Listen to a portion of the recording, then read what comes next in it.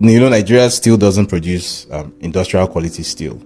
Even though there was supposedly the world's largest steel mill was constructed in Nigeria.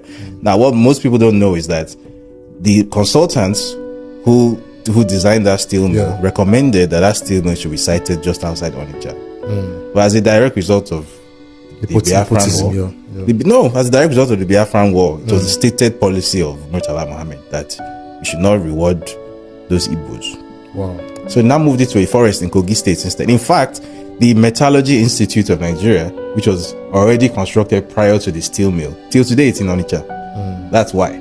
Because that was constructed first. The steel mill was supposed to be next to the Metallurgy Institute. That's why Metallurgy Institute is in Onitsha, steel mill is in Kogi.